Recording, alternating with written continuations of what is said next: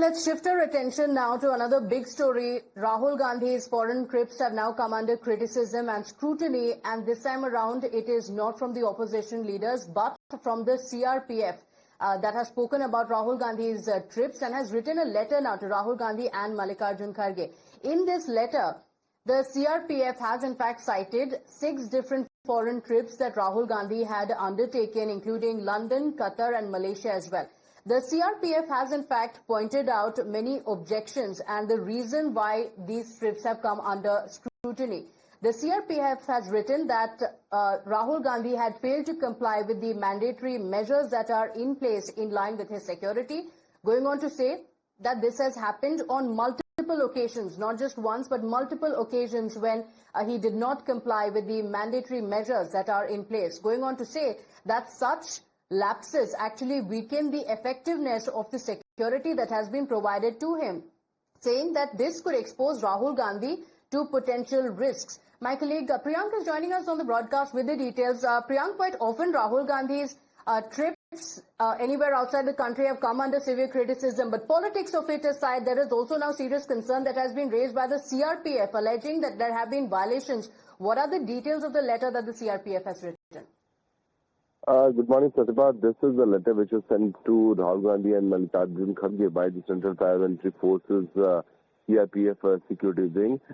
This was sent by an IG rank officer regarding there have a series of security protocol which has been breached by Rahul Gandhi, and that's a very serious concern. Knowing the fact that Rahul Gandhi's 7-point visit has also been mentioned, where he certainly did not follow multiple, messages which was given by his security personnel. But in the recent past also, what we have seen that in Bihar and other locations, he has been sitting on the bonnet of moving cars, or he has been using a motorbike.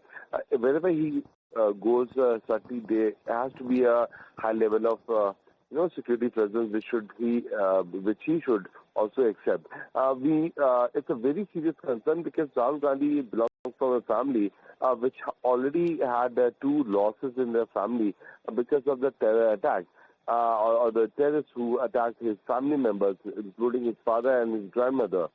Rahul Gandhi has always been in this family where there have been lakhs and crores of people who have supported them. So it's not only about his safety and security, it is also about all those people who belongs to his ideology and his kind of politics. That's why there has to be high level of effort which he should also do so that his life can be safe. But not taking advantage of this, taking concern of this is what Congress has been indicating. Yesterday we spoke to senior leaders of the Congress also.